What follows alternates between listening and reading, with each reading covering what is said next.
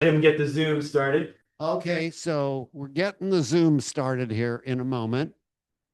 Good to go.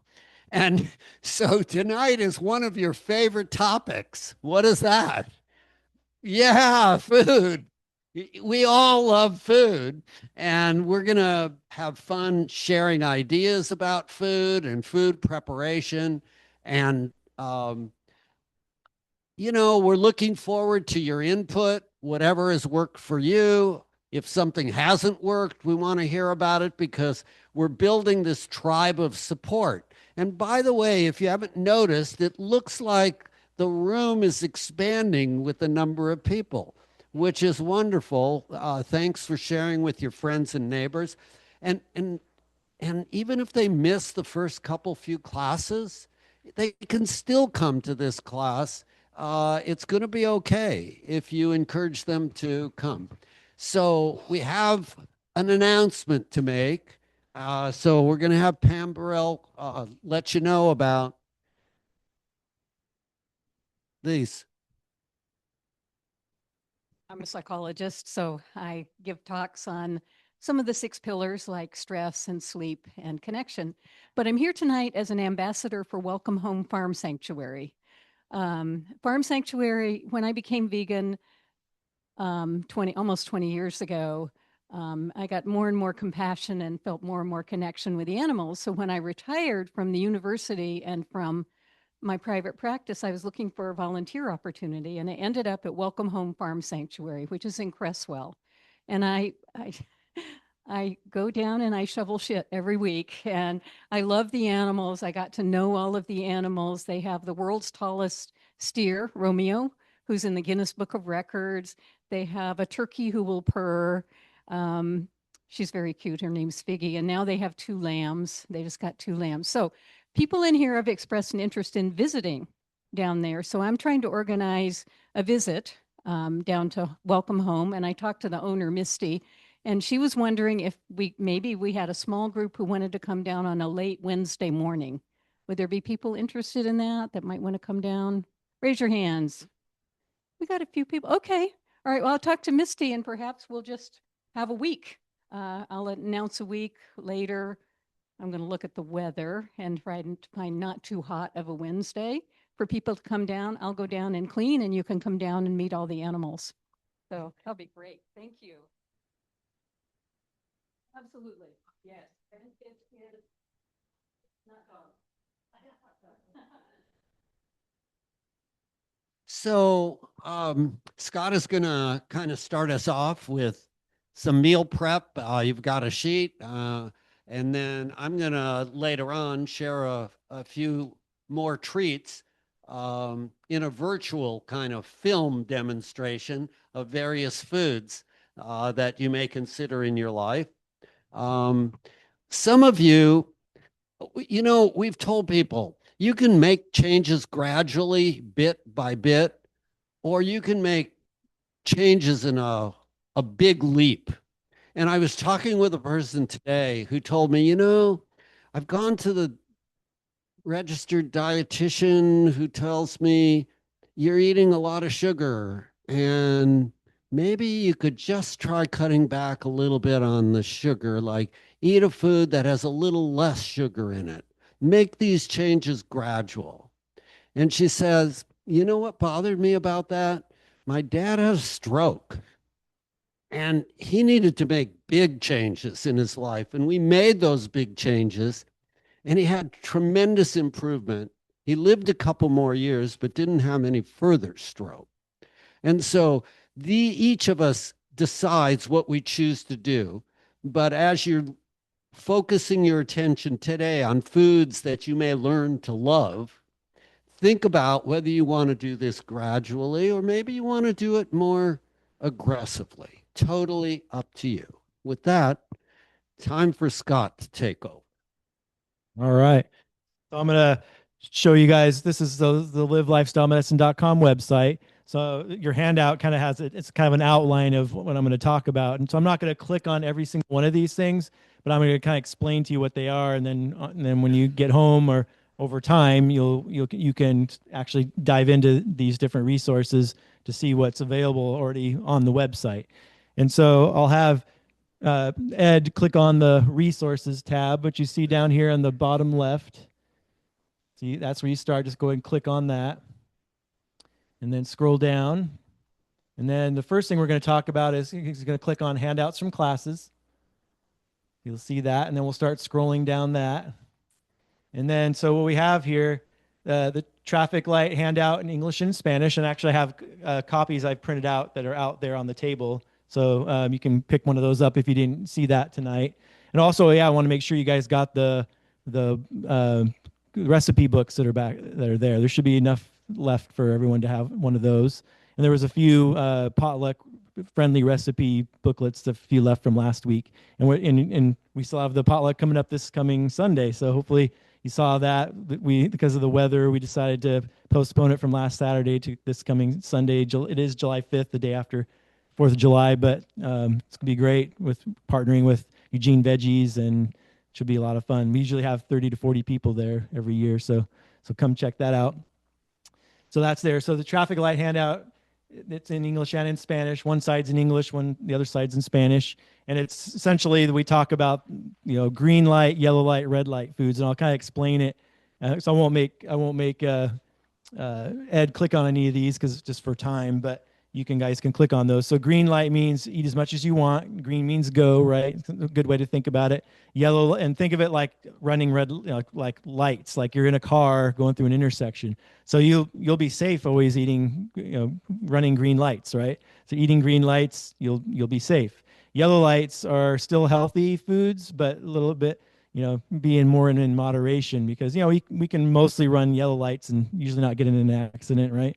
And but you don't want overdo it. But then red light, if you run red lights all the time, you're eventually going to get in an accident. So red light foods are the ones you want to try to get rid of. And just like Charlie said, whether you do it partially or fully, if you were going to be 100% whole food plant-based diet because you're trying to avoid a stent or a bypass or something like that, then you might want to decide to not eat any red light foods. And the red light, you'll see it on the list there. Red light foods are your animal products, so your meat, your cheese, your eggs, your dairy products, your added oils, your sugar, flours, processed foods, junk, stuff like that. So that's the traffic light handout. And then there's an evidence-based eating guide. That's the next one down there. And that's from Dr. Greger. It's a kind of a booklet form of the Daily Dozen. So, you hear us talk about the Daily Dozen a lot. And it's essentially in much more detail there. And actually there's when I get to it in a little bit, there's a Spanish version of that I have on the website. We've had a couple people come to class last couple weeks that speak Spanish as their first language. And then next is the food substitution chart. Let's see, it's a little bit further down. So there's some other things that are on here that are, just other resources that you can look at for other classes and stuff, since this is handouts from classes. But tonight I'm just focusing on the things that will be helpful for meal preparation and planning. So the food substitution chart is one, and it basically shows you meat replacements, dairy replacements, egg replacements, kind of foods you can substitute for that. So that's there. Meal building basics is a handout I created actually, and it was kind of what inspired me to do it at the time. Oh, he's pulling it up. Great. It's probably hard to read because it's so small there. But when I first started eating this way, it'll be 14 years ago in December, I basically did it on my own because my wife wasn't interested at all.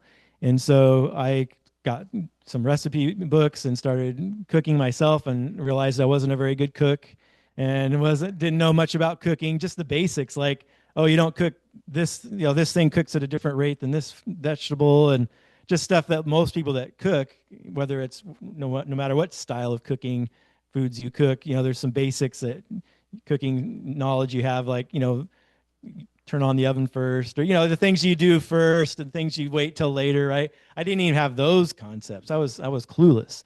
And so when I was doing that, I really struggled through that. And so when I was on the other side of that, and eventually after 3 years, my wife joined me and started eating plant-based. And so it made it much easier. But I created this handout, that particular handout, because it's not even really cooking a recipe. It's just like taking a starch, which I'll explain that what that is, and then adding vegetables to it. It's essentially making bowls, like different themes. So there would be like a Mexican theme, and there'd be Italian theme, and there'd be you know Ireland theme potato, or so I would take a starch, so whether that was a whole grain pasta, potato, rice, beans and rice, a sweet potato. So I'd take some sort of starchy vegetable, and then I'd steam or saute up vegetables, and then I'd make sauces and different things. And so it was kind of like not even really following a recipe. It was just kind of like throwing things together really simply, like kind of like Charlie does a lot. You'll see all his pictures tonight of his really simple meals, but very colorful and really good. So I made that handout just to kind of say, okay, here's and it's really some really basic ideas, and just things that are really simple and not really having. So if you are struggled like I did to try to cook recipes, it's just something that's really easy. And then meal planning ideas is another handout that's just got all kinds of. One I created, it has some references to some different cookbooks on it. But what it really focuses on, the meal planning ideas, is kind of more traditional foods that you might be used to, like sandwiches and spaghetti and meatloaf, and basically plant-based versions of things that are more American traditional food. That, because sometimes it's hard for people to go from. I mean, some people, everyone's a little bit different. So some people are like, well, I can't make a plant-based spaghetti sauce or a plant-based lasagna that really tastes like the lasagna I grew up with. So I just need to let that die and just eat something else, right? And that's fine. But if you're like me, I was like, well, no, I kind of miss some of those traditional recipes I grew up with. How can I make those plant-based? And if you use some creativity and stuff, those exist. And so some people like that. And so I have some good examples of those kinds of traditional foods on that meal planning ideas one. And then the top 10 meal prepping tips video. Sunshine did some cooking demonstrations for us in the past, and created this video. It's just, you click on it and it takes you to YouTube, her video, where talks about her top 10 tips for meal prep and things like that. So that's another resource you can check out. And then the basic foundation to making a tasty meal is another little handout that kind of has some of the core basics for different meals. And then there's a whole bunch of no oil salad dressing recipes. You can see that there. So I think there's like 34 on there. It's an old, some of the stuff is older stuff, and like it's kind of like scanned in kind of thing. So you can look at it, but it has 34 different recipes for salad dressings, and I think two snuck in there that did have oil. A couple of Asian ones that have oil in there, but the other, I think 32 are all oil free. So that's there. So now, Ed, go back up to the resources tab again. So we're done with the handouts from classes. So click on that. Now go down to helpful apps to download. Click that. So that's essentially, just scroll down. That's just Dr. Greger's Daily Dozen. So there's a link to it for your iPhone or for your Android, whichever one. So that's there. And now you can go back to the resources page again. And then scroll down to links to cookbooks.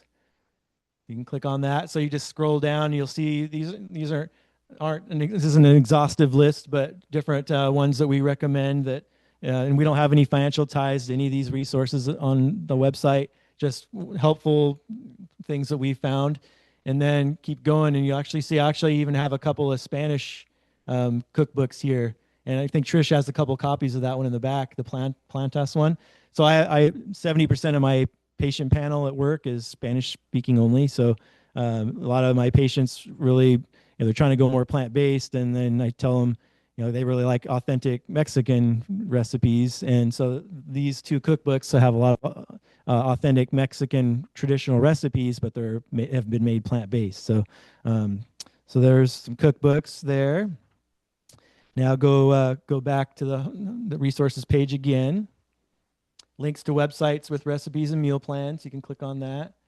Scroll that down there. There's some forks over knives, which is kind of being phased out. It's still that's still live, but I know they got absorbed by the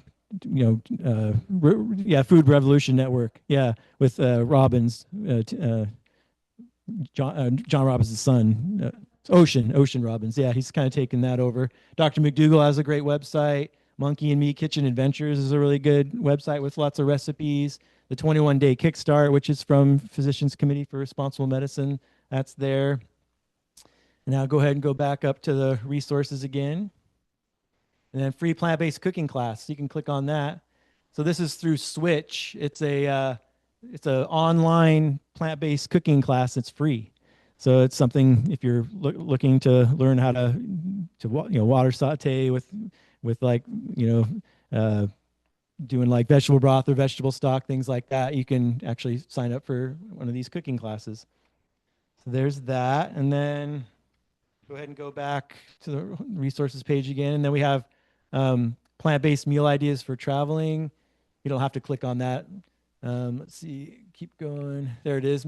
Plant-based meal ideas for traveling. It's just an article that kind of gives you tips for when you're going to travel out of town and different foods you can take with you and whatnot. And then let's go back up to the tabs at the top of the page, and then click on recipes. And so we've had some recipes that have come in over time. It's not an exhaustive list either, but we've had like some of the potlucks we've had, people submitted recipes, so we have some recipes there. It's a little bit more labor intensive to put them on, and it's always kind of hard with recipes because you have to be careful of copyright stuff. So it's almost easier just to give people links to different recipe websites and cookbooks and things like that. Go back towards the top, and there's a meal. Keep going down. Holiday meal planning and recipes. So this is really good. It's a article. Mary McDougall, John McDougall's wife. This was printed way back in 2014. So this is great. So it's whether it's Thanksgiving, it's pretty much Thanksgiving and Christmas, and it's basically a whole bunch of courses, and it's like you can do, and it gives you a timeline. Like, okay, so on this many days before the meal, buy this, make this, and so it kind of teaches you how to kind of put everything together in a really organized manner. And she's been cooking plant-based since the 1970s. So she's actually considered the first ever original plant-based, chef, basically plant-based cook, because basically she had to figure out, because with Dr. McDougall's starch-based diet and with the addition of vegetables and not using oil and all these things, and so she really created just hundreds and hundreds of recipes that kind of conform to what Dr. McDougall was learning back in the 70s and 80s when he was a big deal. He's since passed, but so there's that. And then you can go back to the next one down. So quick reference guide to cooking whole grains is great. So this is kind of small, but you can blow it up. So it gives you like all the different grains and how many parts grain to parts liquid and how long to simmer it for, and just a really quick reference guide for this. Like I have something similar to this that I have on my phone for when I do my bicycle touring, and it's like I do camp cooking, and I've learned how to do these one-pot meals over a cooking stove. And so I've figured out, okay, I have my grains all measured out, and so I have them in little bags, and so it's all ready to go. And then I know, okay, do this much water, simmer for this long on the stove, and then usually at the last grocery store we stop at before the campsite, I get the veggies and the beans and things like that. And so then I can just kind of throw it all together. And the buddies I do bike touring with, I got them eating plant-based too. So there was one guy that's from Colorado that he's like, he was having to get used to eating so much more, because he was, he wasn't plant-based himself, but he was forced to, because there's the three of us, and he was outnumbered.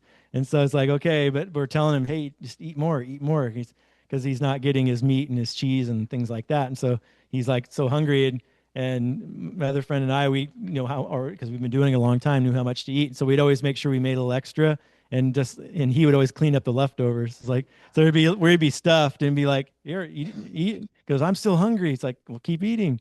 You kind of had to get used to, because you got to eat so much more volume and we're riding our bikes, 70 miles a day. And so you're burning a lot of calories. And then we, maybe have some nuts and like a trail mix kind of thing. And we'd be, eating some, peanut butter sandwiches and things along the way during the day when we're riding, because you got to cook a big meal at night to get, because you're kind of sick of sweet. You're eating like peanut butter and honey sandwiches, and or sometimes we'd stop and get a loaf of bread and avocado and cucumber and hummus and make sandwiches during the day, because when you're just like stopping at a rest stop somewhere and you're just eating peanut butter and honey, you're just kind of like, I don't want anything sweet anymore. I just want savory, right? And so, but anyway, so that's that. And then Cooking Tips and Tricks by Mary McDougall. That's another one, and article she created, and has lots of information on plant-based cooking and how to saute without oil. There's just a whole bunch of stuff there. And then let's see, then go back to the, scroll down a little bit more. Then I actually have some further down, some recipes listed from previous potlucks and Tamara Wilhite's cooking demonstration. So here's some other recipes. And then like there's Christine's bran muffin recipe, which was what we sampled last week, right? And then even go down even further. I think I have somewhere in the midst of all this is where there's some recipes from Tamara from one of the potlucks. I think it's down a little ways. There it is. From her August 25 cooking demonstration.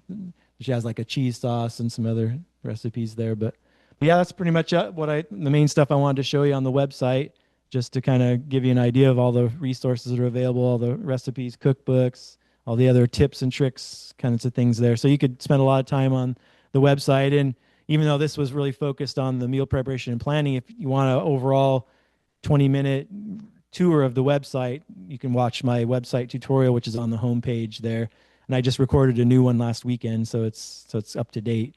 So if you scroll down on the homepage, you'll see right there website tutorial. So it's about, I think it's like 18 minutes and something. And so it gives you a full tour of all the other stuff on the website besides just the meal preparation and planning focused stuff. Any questions about the website or anything I've mentioned so far? No? Oh, you're welcome. Yeah. Well, yeah, thanks. Yeah, Tammy Park, she was a student that came to these classes when I had them back in 2018. Between 2018 and 2020, we had classes here, and we had like 70 people every week. It was packed in here, and pre-COVID and all that. But so she went through my cycle of classes back then. She ended up getting a master's degree in web online education. She got her master's in that, and so she actually created the website. And then she over time taught me how to add content, because I'm not much of a techie guy, but taught me enough to how to add some content, but I'm not super good at it. So if anyone knows anyone that is good at website design, I'd be willing to let somebody professionalize this website, because I've had somebody say, I can't remember who it was, that said this looks like a high school students weekend garage project website, for today's standards, but it's functional, and I've had a lot of good feedback on it. So you can check that, and hopefully you take advantage of that website. So, and then you want to do your part now, Trish? Give us some, come up here, and Trish is going to give some meal prep and tips and tricks.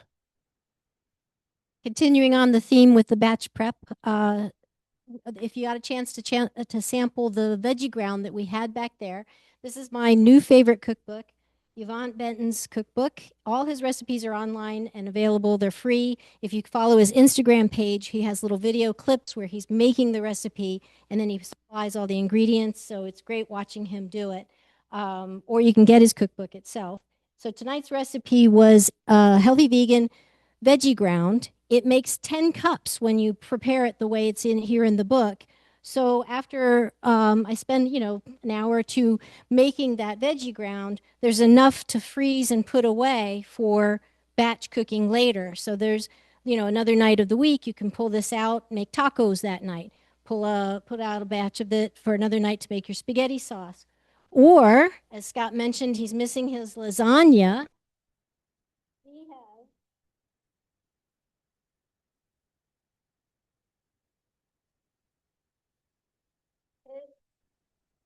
His version of lasagna is just amazing. So it has this sausage version of the veggie grounds and his own cheese sauce.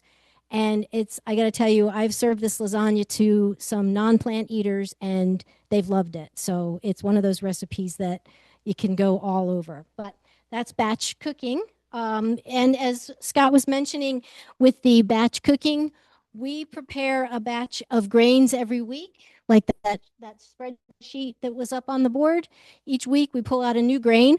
We go to the farmers market, Saturday farmers market, and buy a grains there, farro, wheat bran, barley, all the different grains. Every week we make a big batch of them in the Instapot on Sunday, and then they're ready for the week to make salad each day. We put in some chopped fresh veggies for the lunch the next day. We make a dressing. This week's dressing we have is a creamy dill ranch that's just amazing. Every time I open the fridge, I can smell the dressing. It smells so good. So that's ready to go, and real quick, easy meal preps for the week. So those are some of our tips.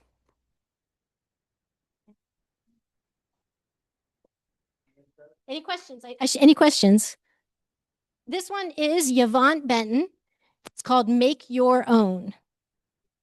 Yvonne Benton. Yep. Thanks, Trish. So I want to personally thank Scott for his child, which is the website, even though he gives Tammy credit. It has wonderful information on it. At times you may feel a little overwhelmed because there are so many things to look at. So don't get intimidated. Just pick out one item once a week and kind of glance at it. And you know, don't make this like you have to read the book and get to the end of the book by next week. This is just helpful hints on your journey toward health. And again, it's so appreciated, the amount of time and the work that you put into that. It's been very helpful to everyone.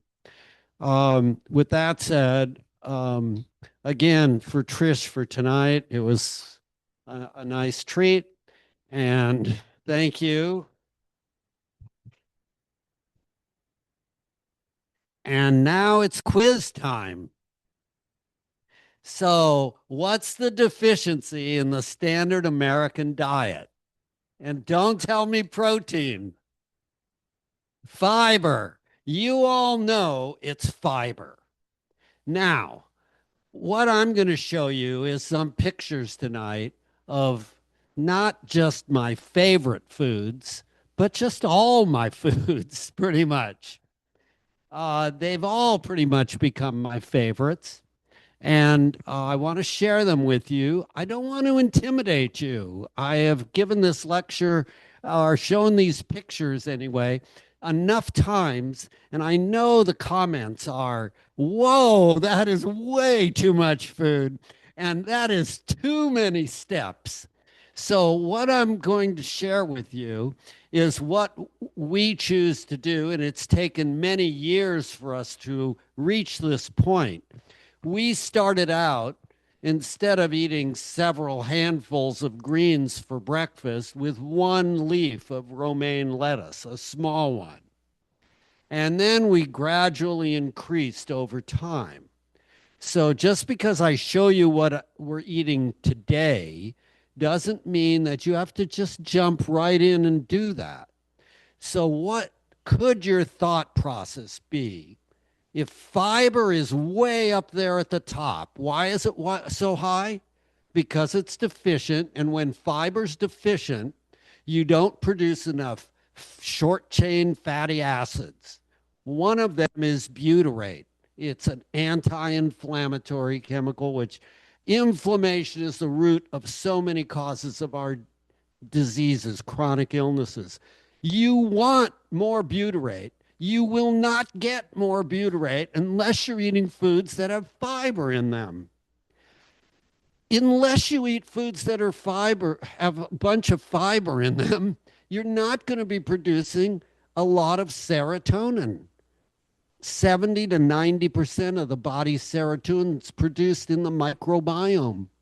Their food, those microbes, the bacteria in your microbiome, Their food is what? Fiber.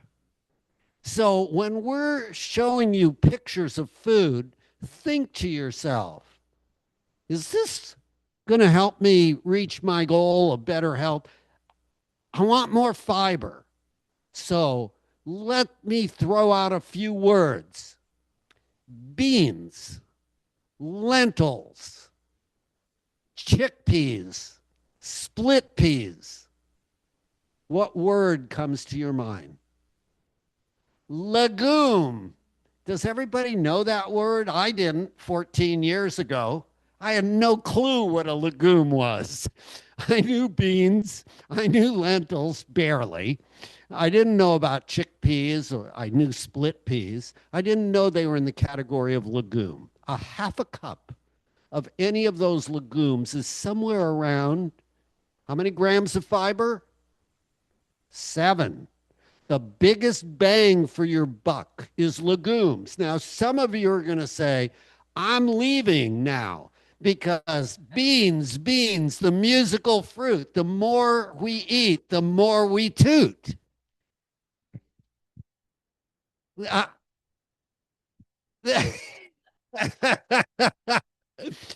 Okay.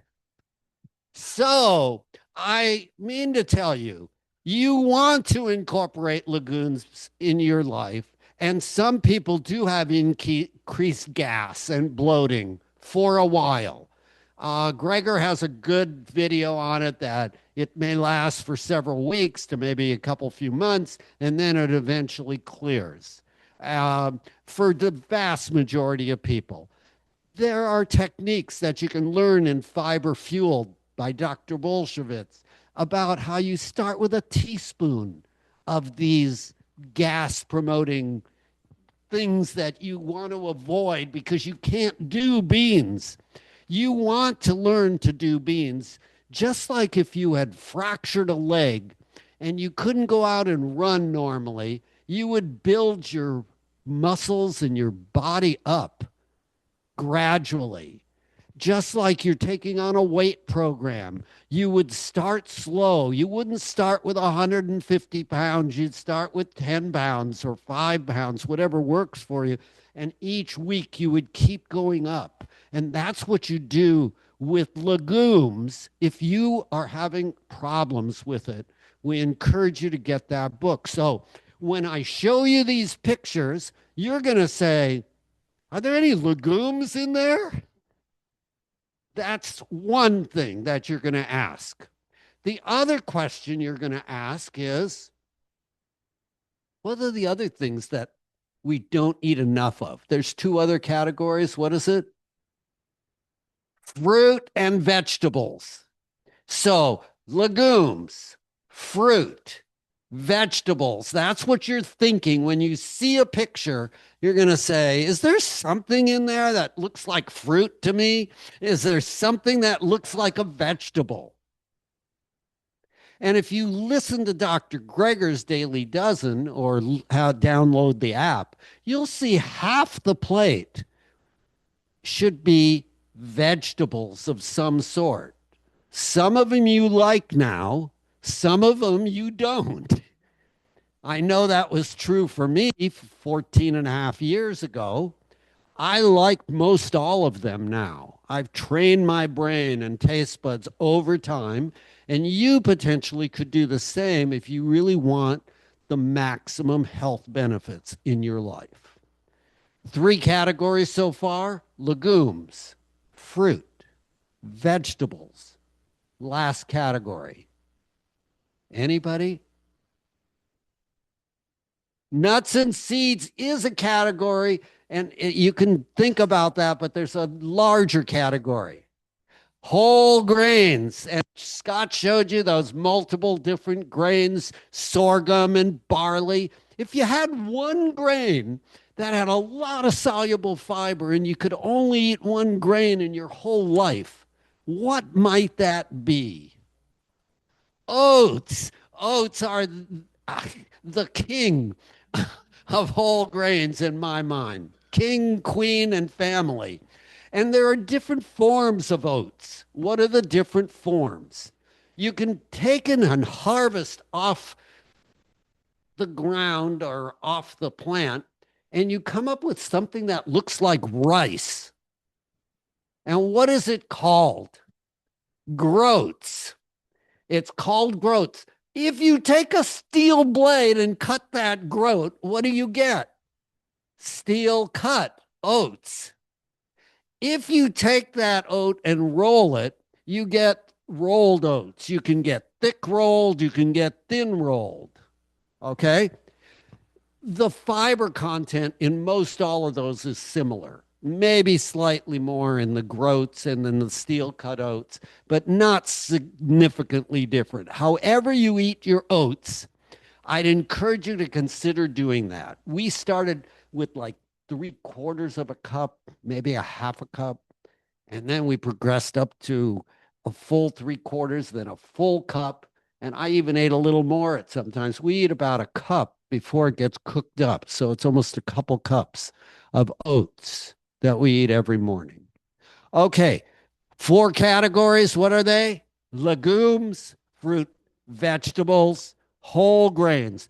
That's what you're looking for. And we'll start with the first picture. And the nuts and seeds, yeah, they're important. 1/4 cup to 1/3 a cup a day is what Gregor recommends now. They're a little smaller, harder to see. This is half of what my wife and I eat for breakfast. Half. Now, I know that seems like a lot of food to some of you, who eat a cup of coffee and, a piece of toast, and you're good. You get on with your day. Our breakfast is like we're feeding a king, the biggest meal. The calories get burned up faster the earlier in the day you eat those. If you're trying to lose weight, you want to weight your meals more hefty in the morning and just gradually reduce as the day goes by. But what do you see here? What's obvious? Do you see? I know what's obvious to me. Anybody? Beans. Where do you see beans? They're off here to the side. Yeah.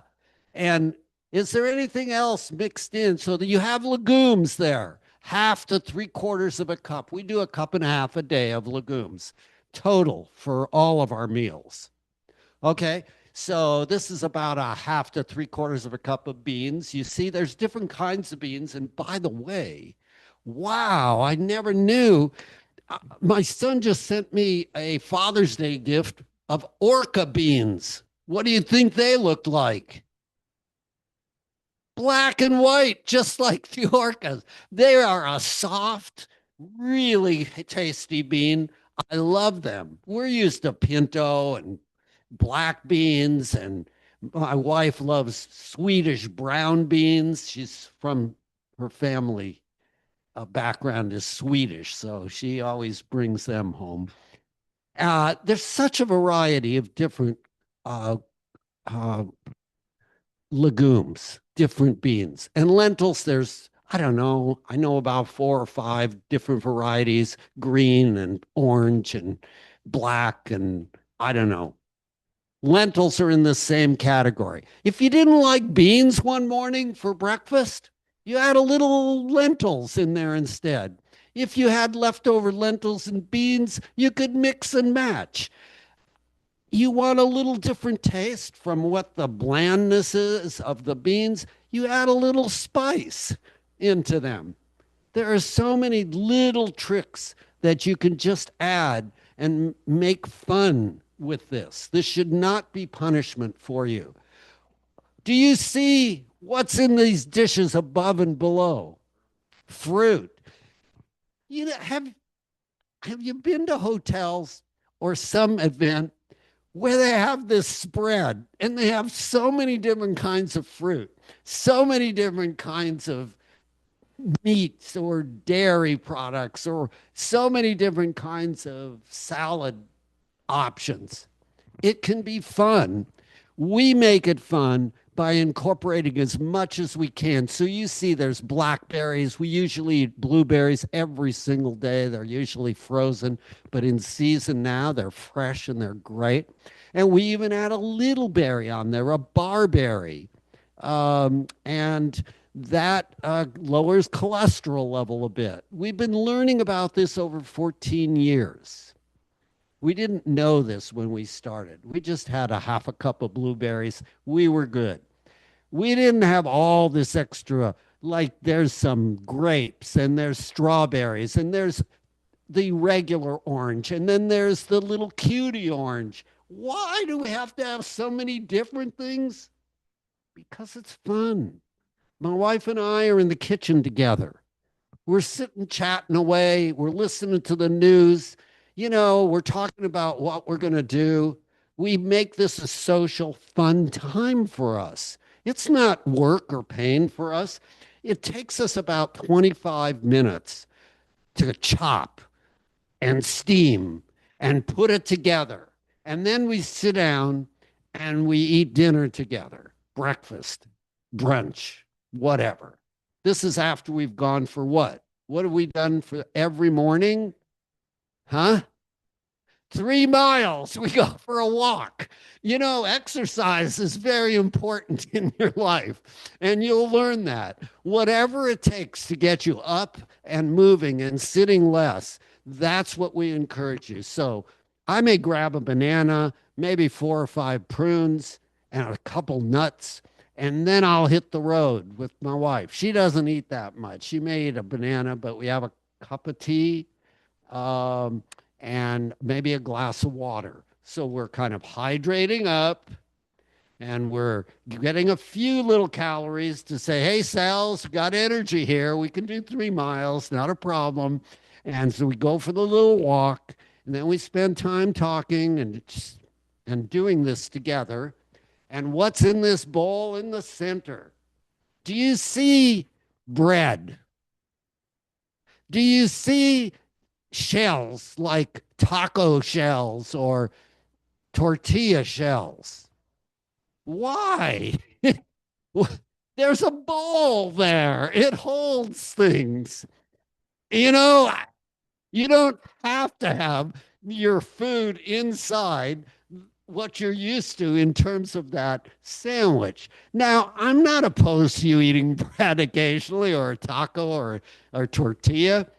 But it depends on how those are made. They don't grow on trees. Bread doesn't grow on trees that you pick. These foods that you see here, they grow on trees. You can pull them out of the ground. You can harvest them. They are not highly processed foods. They have their cell walls intact so that you get more GLP-1 production. All right, so what do you see? Oh, there's some sprouts in the middle. Where do you get those? You can buy them at the market, but they are expensive. You can also make your own, and they're really easy. You get a few jars with lids that you can rinse them once in the morning, once at night. It takes literally a minute or two to rinse a couple jars, maybe a minute. And after 5 days, you get radish or broccoli sprouts. And after 3 days, you can get mung bean sprouts, or you can get pea sprouts, or you can get any sprout that you like that's made from one of these seeds. It's kind of fun to do. You don't have to, however. You can get rid of the sprouts if this seems like too much work. The pumpkin seeds, why are they in there? My wife read maybe she gets a little zinc from it, so she throws in a little pumpkin seeds. Besides, she likes the flavor, and they're from Oregon, she tells me. Buy the pumpkin seeds from Oregon. Okay. What else is in there? Do you see something green underneath the beans? Those are steamed greens. Now that sounds weird for breakfast, doesn't it? Steamed greens for breakfast. We thought it was weird 14 years ago when we went to Portland, went to a conference, and they served us steamed greens of some sort. Could have been spinach, could have been collard greens, could have been kale. I don't remember exactly, but it was like, wow, what is this? And then I had a taste of it and I said, hey, this tastes pretty good. And we started incorporating, like I told you, one leaf of romaine lettuce, which progressed to a leaf of kale, which progressed to a leaf of collard green because of the extra calcium in it.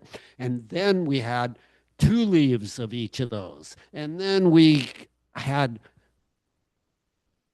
3 cups, 4 cups, chopped up, steamed comes down to about 1.5 to 2. We each get about a cup of steamed greens. You get so many nutrients.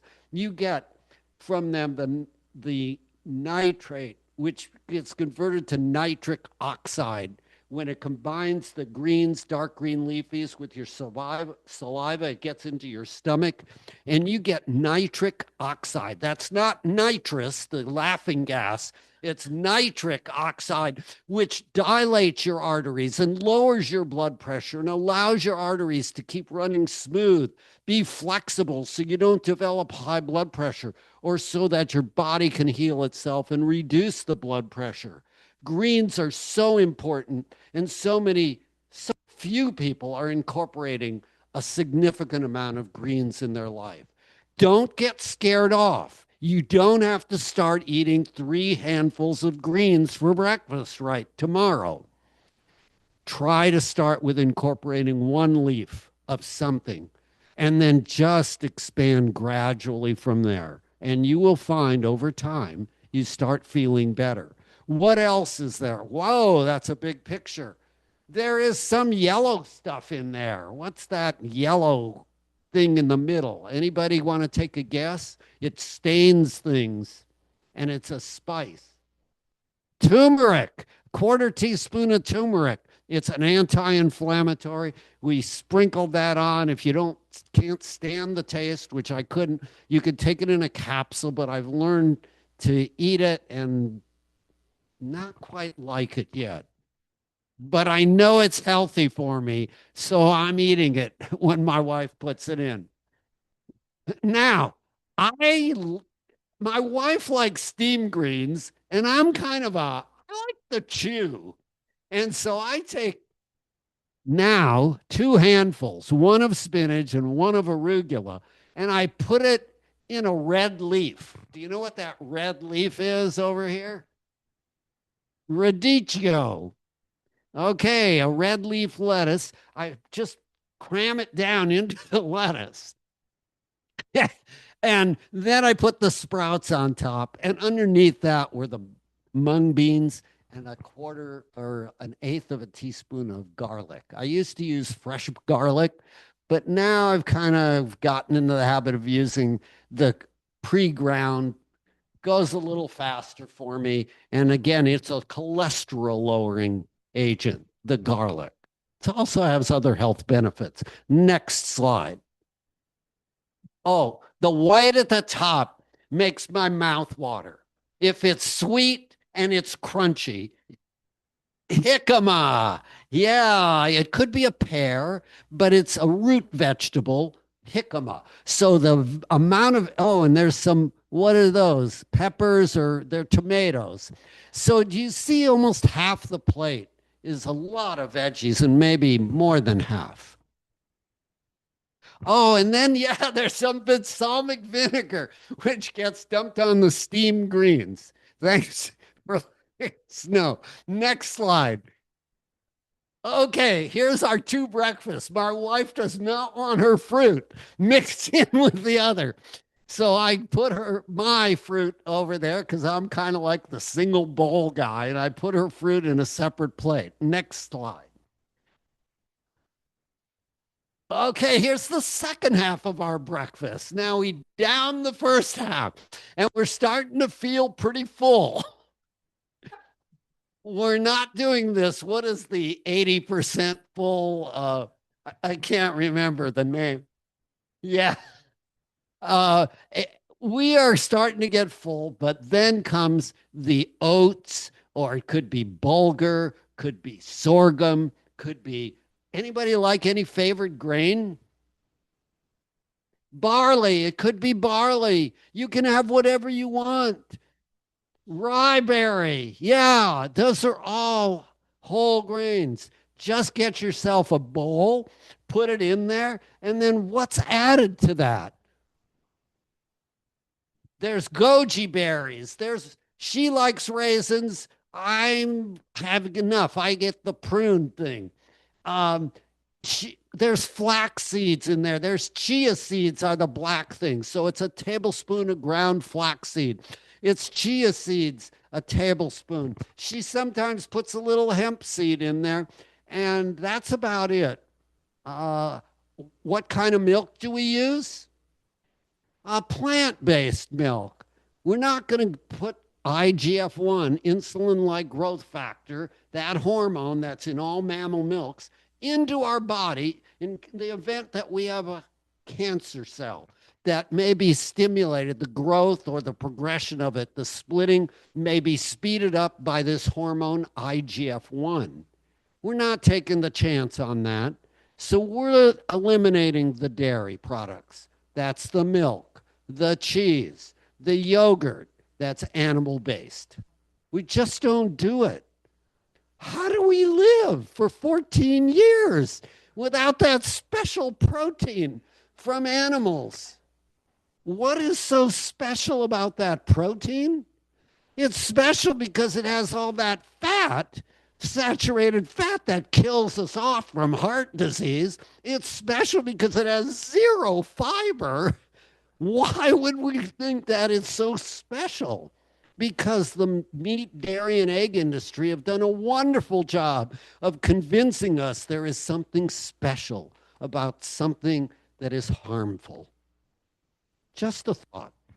Let's go on to the next. I get a little excited, as you can see.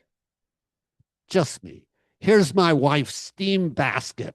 She loves to steam these things. She chops up, and there's, like I said, 4 cups of dark greens underneath there. She adds a little carrot. She adds a mushroom for each of us. There's broccoli in there. And then there's this purple stuff. What's that purple stuff? Anyone have a guess? It's sea vegetable. It's called dulse. Now, dulse comes in flakes or it comes in strips. The strips are what we started with. The first time I ate it, I thought, this is horrible. I'm never eating this again. But then I listened to Gregor and he says it's healthy. It has iodine and omega-3s and it's anti-inflammatory. And you know, where else are you getting your iodine, Charlie? I don't know. I'm not eating that iodized salt anymore. I don't get it from I'm not eating fish. So, sea vegetable has iodine, dulse. And it's just a teaspoon of flakes. Gives you an adequate amount of iodine. It gives you omega-3s, which are healthy. And my taste buds, after I had this introduced into soups and salads and different places, started getting used to it. And pretty soon they started crying out to me, Charlie, where's the dulse this morning? And now I like it. Yes. D-U-L-S-E. God, I'm getting too excited here.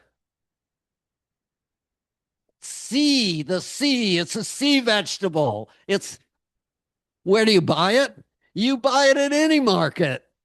They have it in these packages, and they're about an ounce package. One ounce a month is what Gregor recommends per person. We got ours online now, which is the Dulse Flakes. I don't know where they are locally. It's a seaweed, but it's not kelp. Kelp has too much iodine. It's dangerous. Stay away from kelp. But the other sea vegetables are wakame and then nori, those sheets that you make sushi with. Those are healthy choices also. And you may choose those, perhaps. And give yourself time to kind of get adapted if you choose to do this. She steams this, splits it 50-50. It went into the bowl. Next slide. There's the chopped up. She wraps them up and takes the knife and chops them up, and she taught me how to do it. So I did it a couple days ago. It was kind of fun, actually. Next. Okay, there's radicchio. I'm making this plate. Do you see these are um, mung beans? Yeah, on top of the mung beans, I want a little funny extra flavor. So I grab a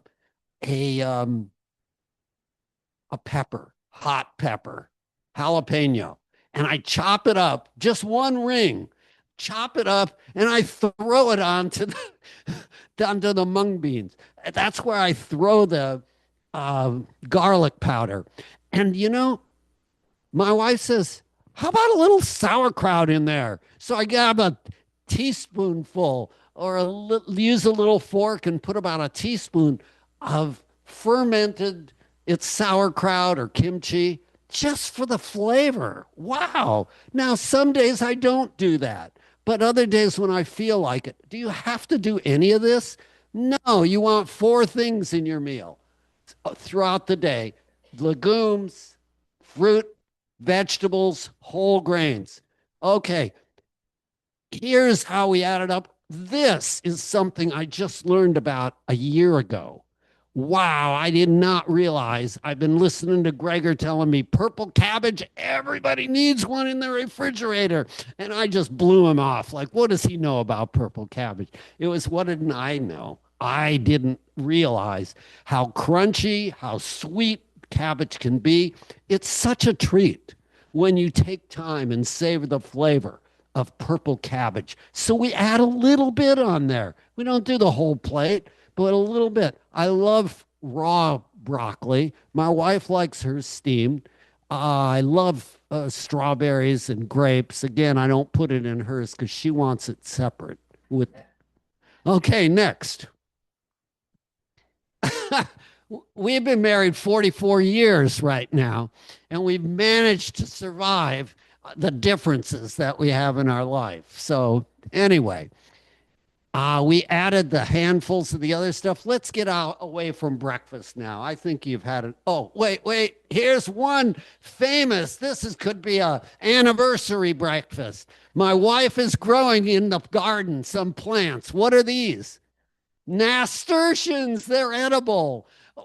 They're not like a taste thrill for me, but when I look at the colors of this, it's like eating the colors of the rainbow. It's like if the grandkids are around, wow, what's for breakfast this morning? They're like excited that these are plant-based meals that they get. They get treated to this when they come visit with us. They're getting older now, so it's not as big a deal. They've been through it. Okay, next slide. My wife, these were the muffins that you had a chance to taste last week. Let's go to the next one. Here is just like meal prep. You see the bowls? You just take a few beans, legumes, put it with a whole grain, put some vegetable with it. Next slide. And you come up with this if you add a little salsa on top of it. Okay, so there is vegetable, there is more vegetable, and underneath there were legumes and whole grains. Next slide. Here's the quiz time. What is missing from this? Fruit. You're very sharp. You see the legume is the hummus. You see the whole grain is the bread. You see half the plate is veggie, and there's no fruit there. What do I have for dessert every meal? Fruit. Every meal, fruit. It's blueberries in the morning, but in the evening, it could be grapes, it could be dates, it could be pears, it could be an apple, could be anything that you want. Just keep thinking. 4 things: legumes, fruit, vegetable, whole grain, half the plate, veggies. This is not hard. Think of potato. Let's see. Potato's the main base tonight. I get my bowl out. I microwave the potato or put it in the oven. I cut it open. What do I put in this vegetable? Beans, any kind of beans, lentils, chickpeas, split peas. In potatoes, Yes, you can do that. What if you want a little different flavor and mix it up a little bit? What could you do to those legumes and make it into something that you scoop out and put on toast or um, hummus? Hummus. You could add hummus with different flavors, garlic and onion, pepper and whatever. What happens if those tastes are not enough for you? I'm getting bored with potatoes and the beans and the hummus. I want something different tonight. Well, grab your favorite salsa, dump some salsa on top of that, add a couple handfuls of green. Now you've got vegetables, you've got whole. Did you have any whole grain in here yet? What are you doing for whole grain? Here you could add your slice of bread if you want to. You could add whatever you choose in terms of whole grain, like rice or quinoa. And then you could have fruit, a couple servings for dessert. It could be fun for you. Next slide. Oh, my mouth is watering. These are some, we use the mandolin slicer for slicing the potatoes and made these scallop potatoes. My wife made them.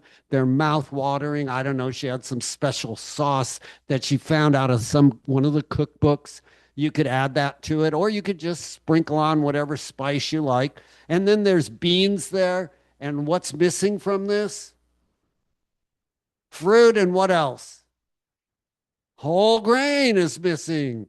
So you say, well, I don't have to have that every single meal. I had it earlier today, or I'll have it later tonight. But think about that. So you have ideas that are continually floating through your brain rather than, I got to go out and eat some fast food because I don't know what to make tonight. Let's go to the next. Guacamole is okay. Now, if you're trying to lose weight, avocados have a high calorie density, so a little less guacamole, but guacamole is surely on the plate. You just keep in mind avocados, olives, if you're trying to lose weight, you want to kind of limit them. But if you're otherwise healthy, eat as much guacamole as you like. Okay? Fun? Yeah, you like these foods. All right, here we go. Potatoes. What's in the potato? Hummus. Okay. And then what's that above there? Tofu. And let me tell you, I used to think tofu was terrible. Going to a Chinese restaurant, they chop it up. It was raw, like kind of not cooked. And I didn't like the texture or the other things. Now I'm more used to it. It's okay now, but I love this air fried tofu. You don't have to put it in oil. You can air fry it, add some spice after you've marinated it. My mouth is literally watering right now. I'm like Pavlov's dog that salivates at the tune of a bell. Tofu is wonderful. You can make it one day and eat it the next day and the next day. You can have it, you don't have to eat everything all in one day. You can spread it out. And then here's the salad. What does my wife do to make a salad for the man she loves to come back home again? Not just greens, because that's boring. So what could you add to that salad? She adds what? Cherries, like dehydrated cherries. She adds pistachio nuts. She adds some other nuts sometimes. And she could add some tomatoes or some cucumber. You could add carrots. You could add whatever you want to make a salad attractive. The colors of the rainbow. I hope you're getting the idea of how fun and colorful that eating can be, and such a pleasure. Next slide. Oh, that went backward. Oh, there is bread. You see it. I don't eat it very often, but occasionally my wife will go out and get a bread that has, I think we go into that sometime about having the ratio of fiber to carbohydrate being for every gram of fiber, there should be no more than 5 carbohydrate. White bread, by the way, is 20 grams of carbohydrate to 1 gram of fiber. Doesn't meet the criteria. This here is it's potatoes, it's asparagus, it's avocado or guacamole put together on a bed of salad, and it was wonderful. Next. We're getting into roasted veggies. If you don't like steamed veggies, you don't like stir-fried veggies, you can do roasted veggies, and they taste so good. Purple cauliflower. Here's some hummus. Here's some cabbage. There's some more tofu, some squash. Let's go to the next slide. You don't have to mess up your pans. You get parchment paper. You lay it on there. You don't have to use oil sprays. You see that she throws on some spice on there of different kinds. You can use Mexican, Mediterranean, Asian spice. And look at the huge variety of vegetables. And they're really tasty. Okay, next slide. And they're fun. Here's what our tofu looks like out of the air fryer. Next. Frittata. Frittata generally has been cooked with just egg and vegetable. Well, you'll find recipes throughout the world that you can use tofu, blend it up with vegetables, and if you like the egg flavor, there's a salt. Kala namak kala something, I don't know. It's the black salt. You just do a Google search. What's the salt that tastes like eggs? And you just sprinkle it in there, and you now have an egg flavored whatever that was, frittata. And Dr. Clapper, when he was here, she served him this. He had 4 helpings. Okay, next slide. Here is pizza. Let's go on to the next slide.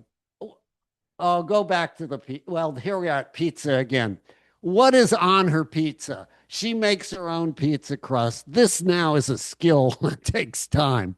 You're not going to do this as a beginning chef to make your own pizza crust. She went through so many times of throwing out pizza crusts that didn't work out well. She's finally developed the skill, but what she puts on it is what makes my mouth water.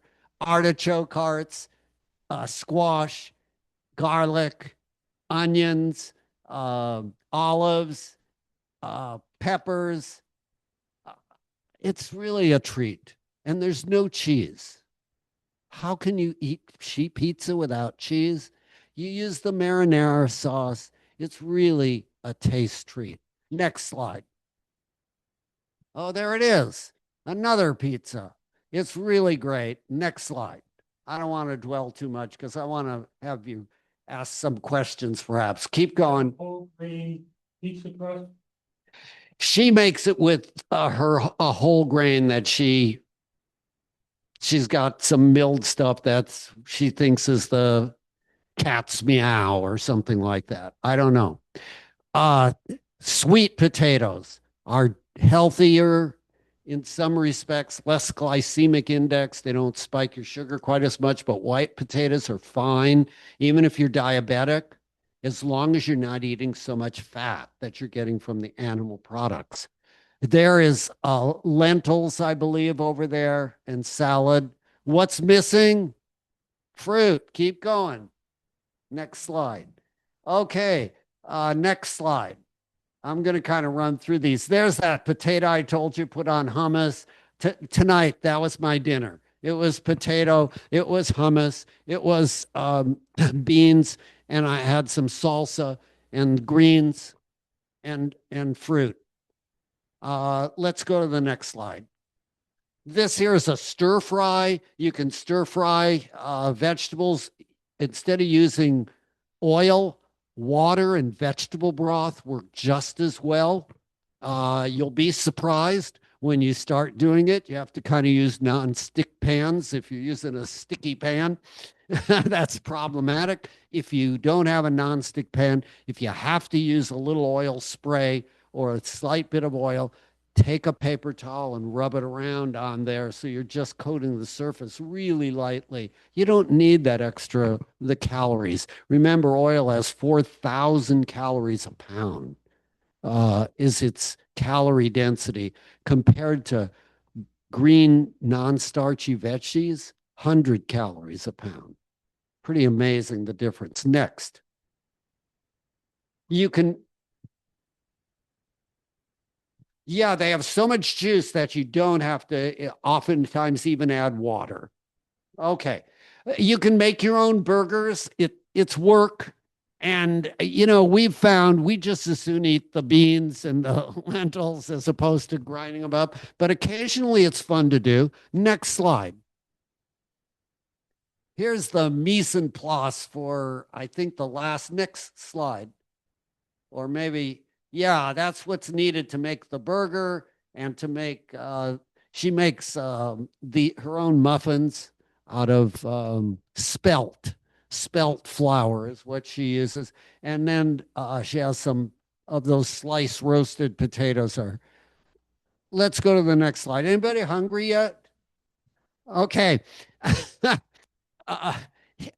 What do we see here? Do we see any legume?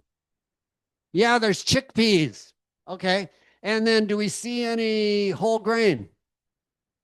Yeah, there's a rice-like thing. I don't know what that is, couscous or rice or whatever. And then do we see vegetables here?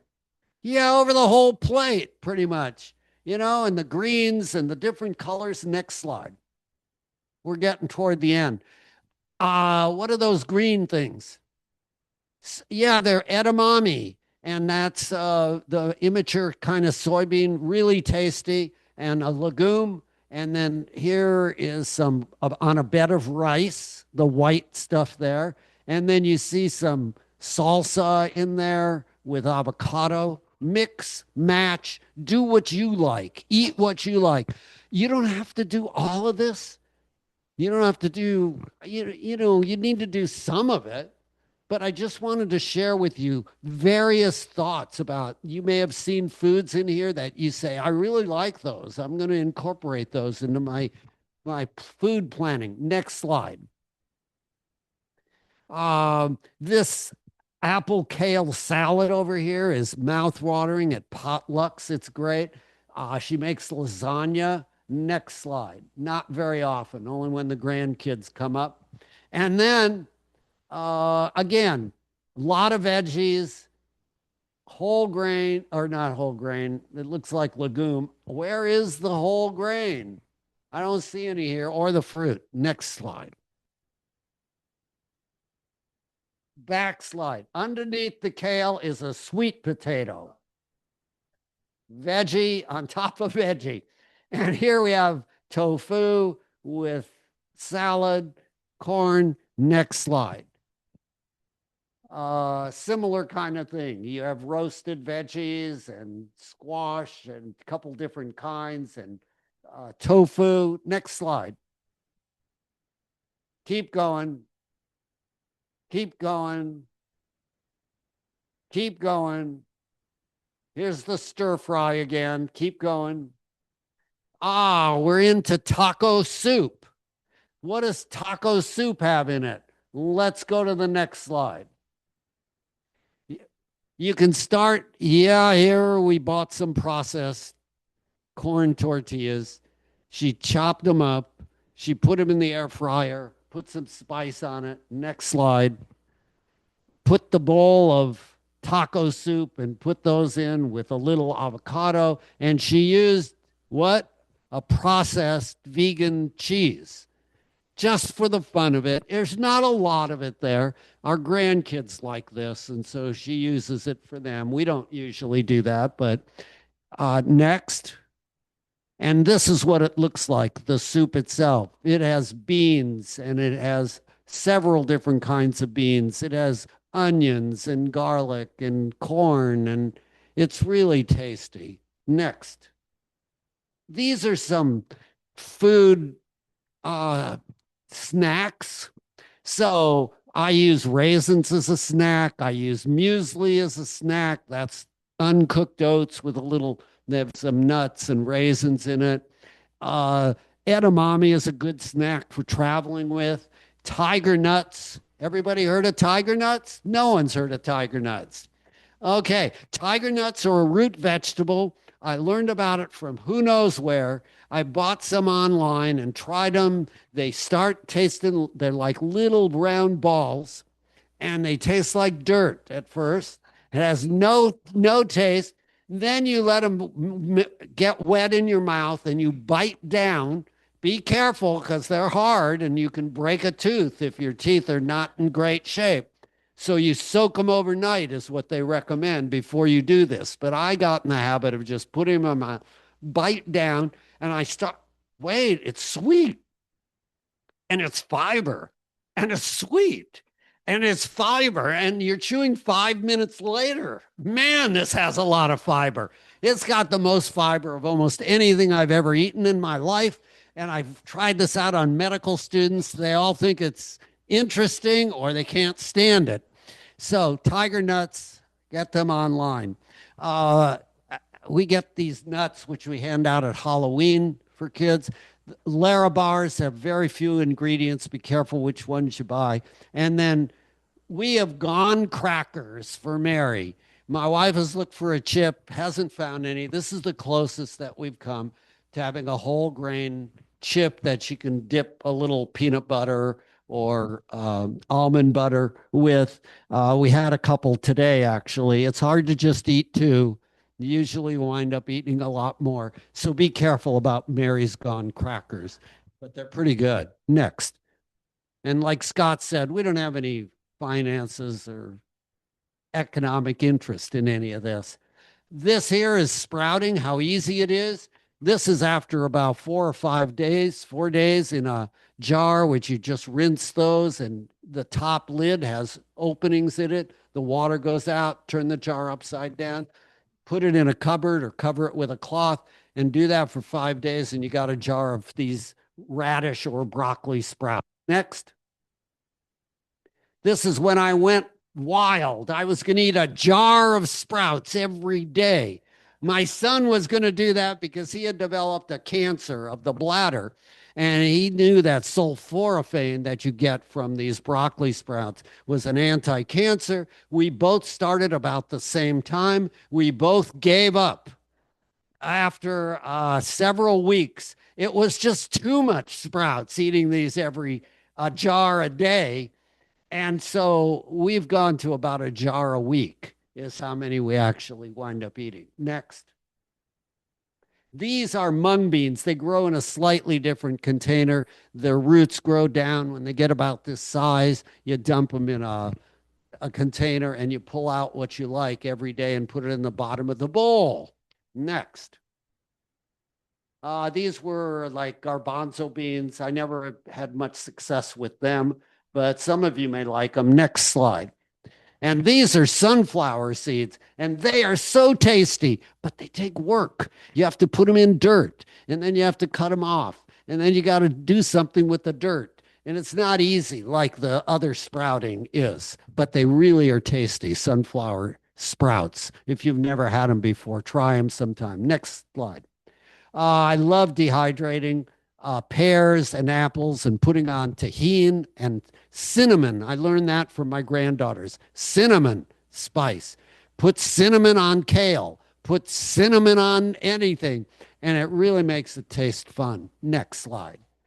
Even my dog, when she was alive, knew the value of eating your veggies. And she loved peppers and she loved broccoli stems, and I do too now. So with that, what questions might you have? Any thoughts? I mentioned this quite a while back, and one of the things that just made me my mouth while I was watching them take a lettuce So instead of a tortilla, shell or whatever, you just take the lettuce leaf and you put everything in it. All of that thing. Excellent idea. Like You that. can take a lettuce leaf, you could take a leaf of radicchio, you could take a leaf of collard green if you want more calcium in your life. It has the biggest bang for your buck, collard greens. You could take kales, if it's a big leaf, you could do that. Chard, you could take any of those leaves and wrap them up. Use that as the bread or the tostado. Yeah. Kale. Huh? Okay, any other thoughts from anybody? Thank you. That was good, yeah. Yeah. We're very.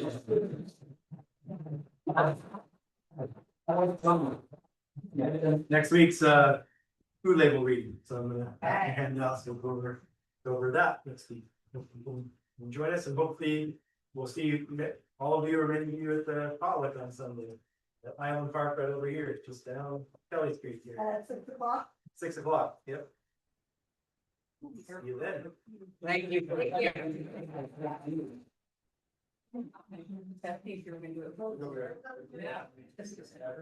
What's that? Yeah. It takes time. It takes